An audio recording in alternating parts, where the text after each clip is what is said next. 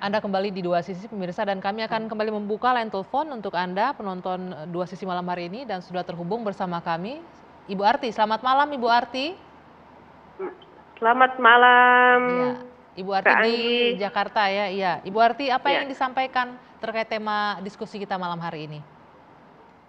Yang bisa saya sampaikan yaitu saya lebih setuju sekolah itu secara offline atau tatap muka. Oke, kenapa Bu? Dan itu karena itu juga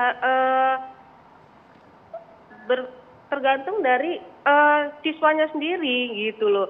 Kejujuran dari mengerjakan tugasnya dan HP-nya bisa mendukung atau tidak. Itu harus dia bekerja keras sendiri. Kalau misalkan dia di rumah, orang tuanya yang stay di rumah, dia tidak jujur dong mengerjakan tugasnya. Itu yang saya alami pada anak saya. Anak Ibu Dia kelas berapa Bu Arti? Kelas 6. Oke. Mau masuk SMP. Itu dia mengerjakan sendiri dan dia mengeluh gini. Bu, ini teman saya kok nilainya kok bagus banget ya.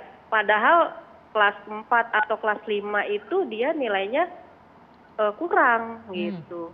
Terus saya bilang, itu tergantung dari kejujuranmu nak mengerjakan tugasnya.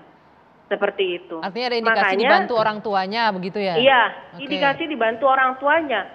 Sementara Kalau saya yang pekerja, mana bisa ngebantu Ibu Arti bekerja? orang. Tidak bisa mendampingi anak ya di rumah ya? Tidak bisa, apalagi kalau misalnya tugas diberikan oleh gurunya yang misalkan diberikan YouTube apa segala macam.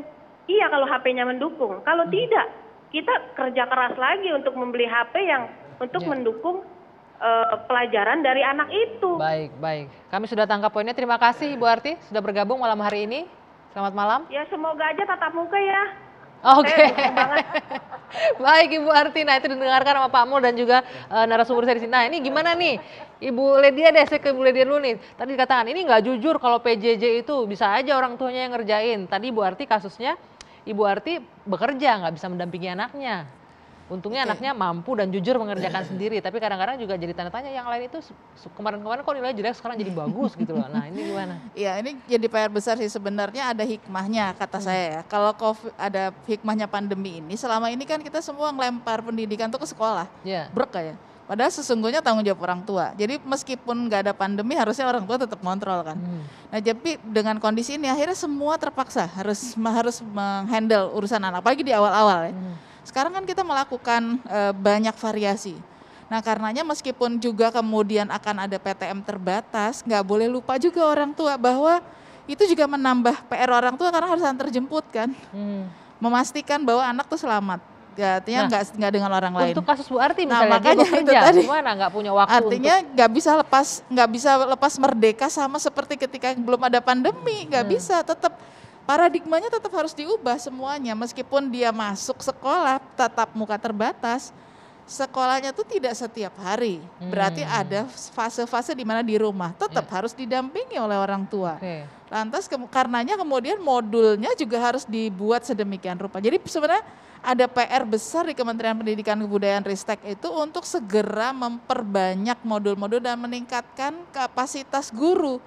Karena pedagoginya konvensional dengan daring itu beda. Kemudian ada lagi sekarang mix model kan dengan hibrid gitu kalau tadi dokter sampaikan.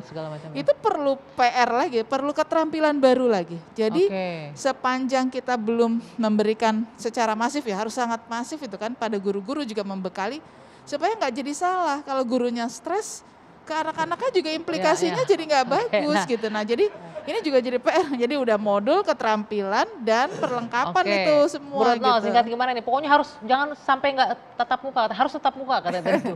Ya memang kalau tatap muka kan tadi benar ya bahwa ini akan 2 hari misalnya tatap muka kan 3 harinya PJJ, artinya PJJ-nya akan terus ada. Tetap ada nah kalau di dalam ini sebenarnya PJJ atau BDR itu memang bergantung pada orang tua dan ingat sentra pendidikan kan bukan cuma sekolah, jadi ada keluarga, kemudian ada masyarakat. Nah kemudian ada sih yang beratnya nih Mbak, Jadi Anda anak nggak bisa PJJ tapi nggak bisa PTM juga karena PTM mensyaratkan diantar jemput kendaraan pribadi.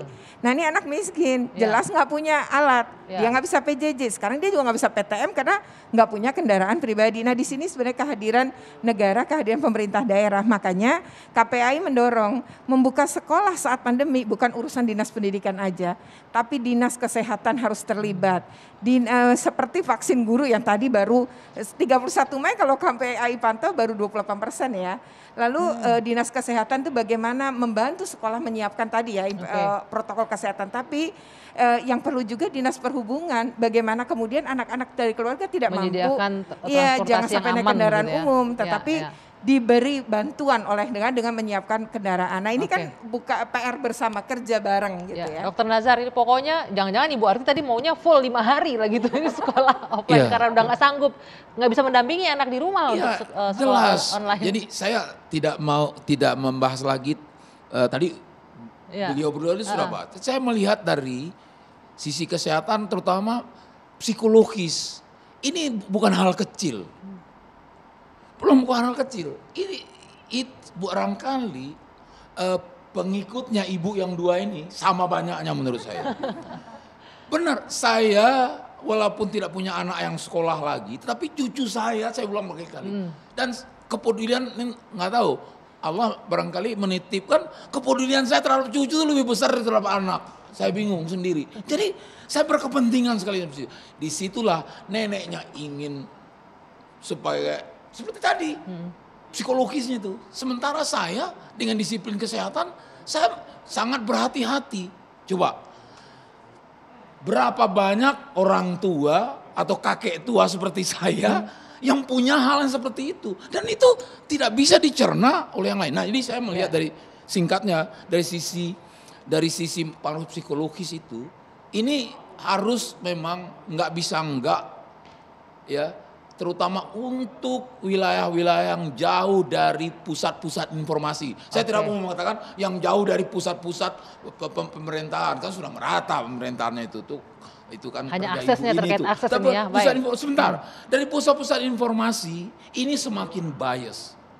Sementara orang akan menalar sesuai dengan kondisi di saat itu. Kalau tidak ada kebijakan kebijakan lokal di situ yang menjembati seperti tadi, udah nggak usah lah kita ulang lagi. Jadi kembali persoalannya, ini sangat tergantung localize tidak cukup hanya kalau untuk belajar tatap muka, tidak cukup hanya sekolahnya ada di daerah kuning, silakan dibuka dengan ketentuan tidak. Baik.